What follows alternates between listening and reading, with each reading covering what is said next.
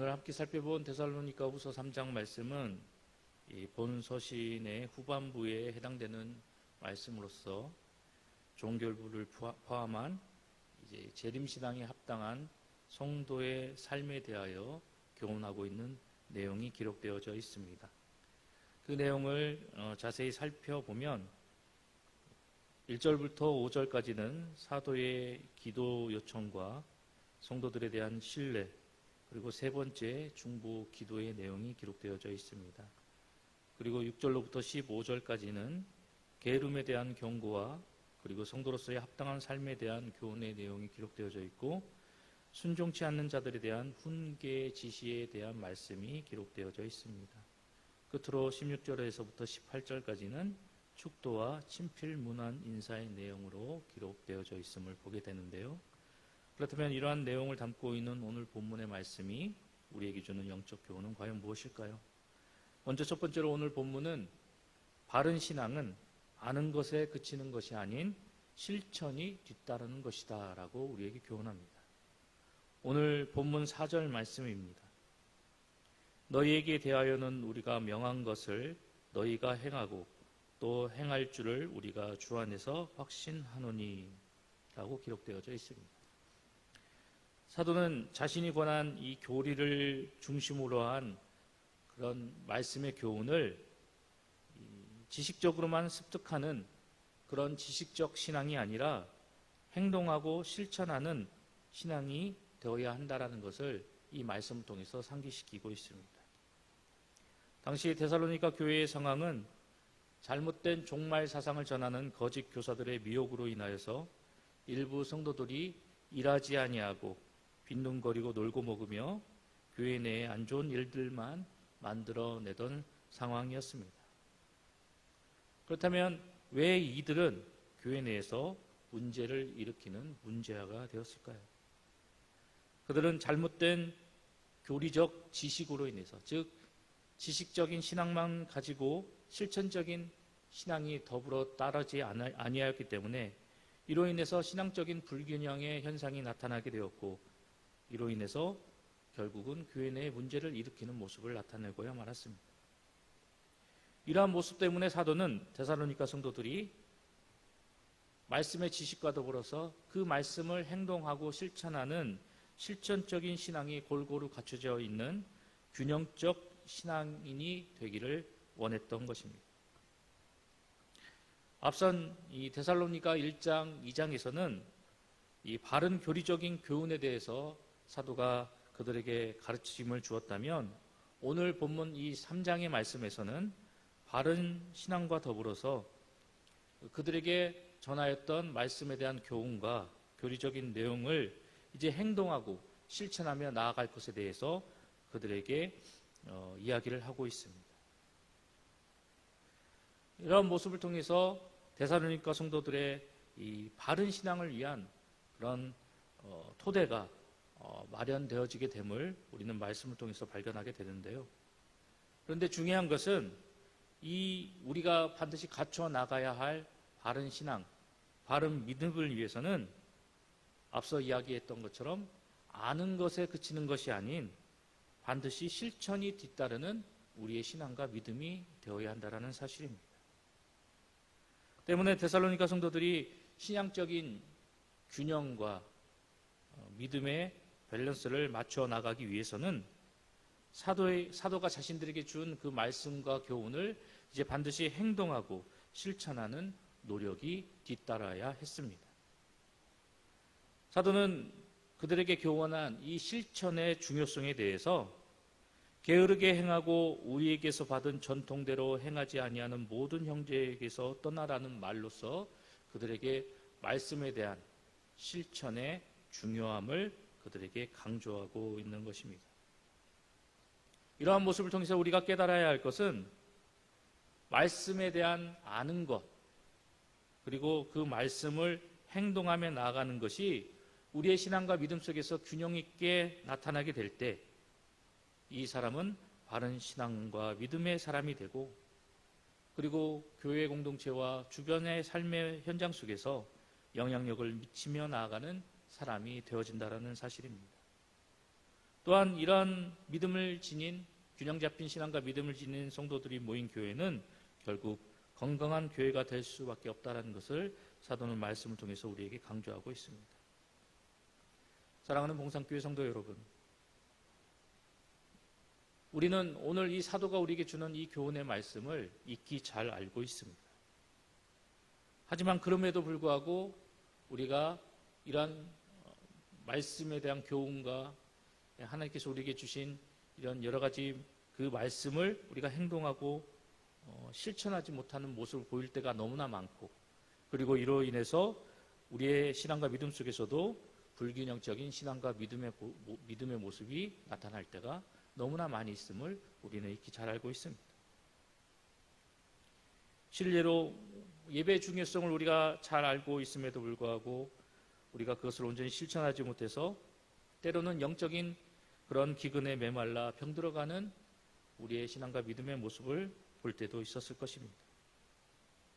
또한 예수 그리스도를 구주로 믿고 함께 모여 나아가는 이 교회 공동체가 세상 속에서 구제와 선교에 힘쓰고 주 예수 그리스도의 복음을 담대히 전하며 나가야 하는 모습을 나타내야 함에도 불구하고 행동하지 못하고 실천하지 못해서 세상 속에서 영향력을 잃어나가는 우리 교회의 현실을 우리는 익히 잘 알고 있습니다. 예수님께서는 우리에게 다음과 같이 말씀하셨습니다. 나더러 주여 주여 하는 자마다 천국에 다 들어갈 것이 아니요 다만 하늘에 계신 내 아버지의 뜻대로 행하는 자라야 들어갈 것이니라. 우리는 행동하는 믿음, 그리고 실천하는 믿음이 절박한 시대 속에서 살아가고 있습니다. 이러한 시대적인 상황과 우리 신앙과 믿음의 현실을 깨달아서 우리는 더욱더 하나님을 두려워하고 남들을 핑계치 않으며 우리를 향해 주신 그 말씀과 그 말씀에 대한 교훈이 이제 우리의 행동이 되고 우리의 삶이 되는 모습으로 변화될 수 있도록 우리는 끊임없이 하나님 앞에서 변화된 우리의 모습을 추구하며 나아가는 하나님의 귀한 백성이 되어야 할 것입니다.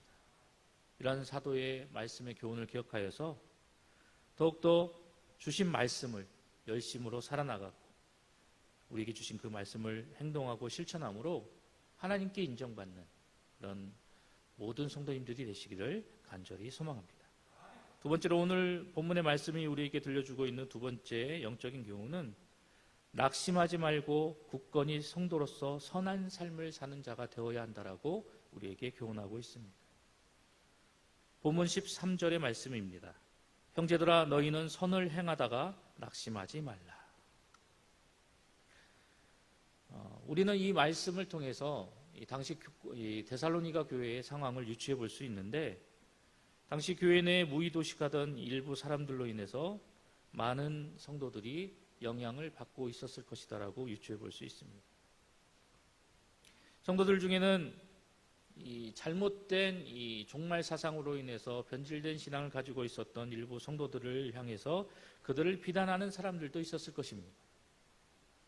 또 한편으로는 그들의 모습을 바라보면서 우리도 일하지 말고 다시 오실 그 주님의 재림을 기다려야 하지 않는가라고 생각하면서 낙심하는 성도들도 있었을 것입니다. 이런 상황 속에서 사도는 이 13절의 말씀을 통해서 당시 혼란을 겪고 갈팡질팡하고 있었을 그 성도들을 향해서 강하게 그들을 향해서 권면을 하고 있는 것입니다. 오늘 이 말씀을 통해서 사도는 상황이 어떠하든지 하나님의 백성된 성도로서, 그리고 주 예수를 그리스도로 믿는 그 사람들의 모임인 이 교회 공동체로서 각자에게 주어진, 교회에게 주어진 그 감당해야 할 사명을 온전히 감당하며 나아가는 성도가 되고 교회가 되어야 한다라고 그들에게 권면하고 있는 것입니다. 뿐만 아니라 일상생활 속에서도 주어진 일과 직업에 충실하고 모든 것을 성실하게 감당하며 나아가는 성도가 되어야 할 것을 교훈하고 있습니다. 한마디로 매사에 선한 모습을 보이고 나타내는 성도가 되어야 할 것을 사도는 그들에게 강조하고 있는 것입니다. 여러분은 성도가 무엇이라고 생각하십니까? 성도에 대해서 많은 그런 정의와 의견이 내려져 있지만 에베소서 2장 10절이 말하고 있는 것처럼 성도는 그리스도 예수 안에서 선한 일을 위하여 지으심을 받은 존재들이라는 사실을 우리는 잊지 말고 기억해야 합니다. 하나님께서 우리를 거듭나게 하신 목적이 바로 선한 일을 하게 하려 함에 있다라고 에베소서 2장 10절의 말씀은 우리에게 교훈하고 있습니다. 그런데 우리가 이러한 삶을 살아가고자 할 때, 우리가 하나님의 백성으로서 선한 일을 감당하며 나아가는 그분의 백성으로 살아나갈 때, 그렇게 살고자 다짐할 때 우리의 상황과 환경이 어떻습니까? 에베소서 2장 10절이 말씀하고 있는 것처럼 우리가 이러한 모습으로 하나님 앞에 하나님의 백성의 삶을 살아나가고자 할 때 우리의 삶 속에는 근심이 넘쳐나고 우리를 낙심케 하는 일들이 많이 생겨남을 우리는 보게 됩니다. 또한 나의 선한 행동과 모습들, 그리고 이러한 모습을 나타내기 위해서 내가 기울였던 많은 수고와 노력을 알아주는 이들이 없어서 때로는 실망하고 낙심해하는 그런 모습이 나타날 때도 있습니다. 뿐만 아니라 우리가 하나님의 백성으로서 우리의 삶 속에서 선을 행하다 보면 오해를 받을 때도 있고 이를 통해서 핍박을 당할 때도 있습니다.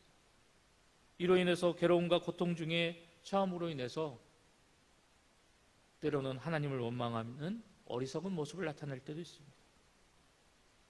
어디 이뿐입니까?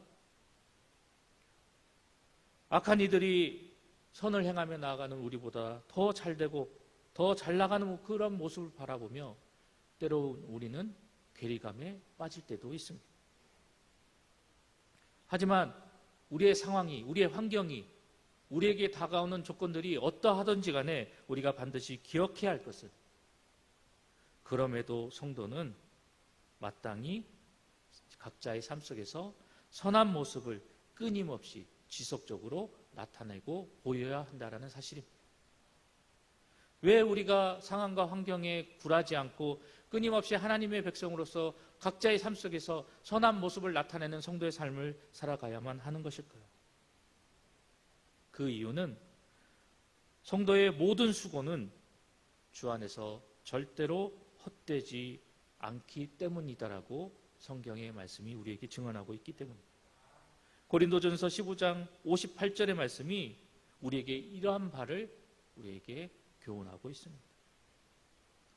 참고 인내하며 행동하고 실천하며 나타내는 우리의 선한 삶의 모습은 결국 하나의 미랄이 되어서 풍성한 열매로 결실을 맺을 것이기 때문에 상황과 환경에 굴복하지 않고 성도로서의 마땅한 합당한 그러한 선한 삶을 살아나가야 할 것을 성경의 말씀은 우리에게 강조하고 있습니다.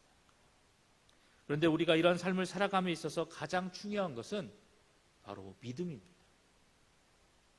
우리가 하나님의 백성된 것도 바로 이 믿음 때문이고, 우리가 우리의 삶의 현장 속에서 선한 일을 해 나가는 그런 모든 것도 바로 이 믿음을 원동력으로 그 모든 일들을 감당하며 나아갈 수 있기 때문입니다. 상황과 환경에 개의치 않고 믿음으로써 이 모든 일들의 결과를 바라보며 그리고 그것들을 소망하며 나아가는 성도가 되어야만 합니다. 또한 우리가 선한 일을 행하며 나아갈 때 우리가 지향해야 할 모습은 마치 십자가를 앞두고 결단하며 나아가시는 예수님의 모습과 같이 우리의 삶 속에서 이러한 선한 일을 나타내고자 결단하는 성도가 되어야 합니다. 우리가 잘 알고 있는 것처럼 예수님은 십자가 사건을 앞에 두고 겟세마네 동산에서 기도하실 때 엄청난 고통과 시시각각 자신 앞에 다가오는 그 죽음 앞에서 자칫하면 실족하실 수도 있었고 낙심하실 수도 있었습니다. 하지만 그럼에도 믿음으로 그 모든 상황들을 바라보시고 하나님 앞에 열심으로 간구하시며 이 상황 속에서도 오직 하나님의 뜻이 온전히 이루어지기를 바라며 그 하나님의 뜻대로 순종하며 나아가시겠노라고 결단하시고, 그리고 마침내 그 십자가 위에서 승리의 모습을 우리에게 나타내 보여주셨습니다. 이처럼 우리도 그 예수님의 모습을 본받아서 주어진 신앙과 믿음의 삶을 걸어나가는 성도가 되어야 합니다. 이러한 모습을 통해서 하나님의 백성으로서의 합당한 모습을 나타내고, 또한 이러한 모습을 통해서 각자의 삶 속에서 하나님께서 우리에게 바라시고 요구하시는 선한 삶의 모습을 살아나가는 성도의 모습이 되어야 할 것입니다. 그래야 할 때 이를 통해서 하나님은 더욱더 영광을 받을 것이고, 이러한 삶을 살아나가는 우리들에게 더욱더 풍성한 은혜와 기쁨을 허락해 주실 것입니다. 간절히 소망하는 것은 오늘 말씀을 통해서 우리에게 교훈하신 바를 기억하여서 우리에게 주신 말씀이 우리의 행동이 되고 우리의 삶이 되어서 이러한 모습을 통해서 하나님의 기쁨과 자랑이 되는 우리 공상의 모든 성도님들이 되시기를 간절히 소망합니다.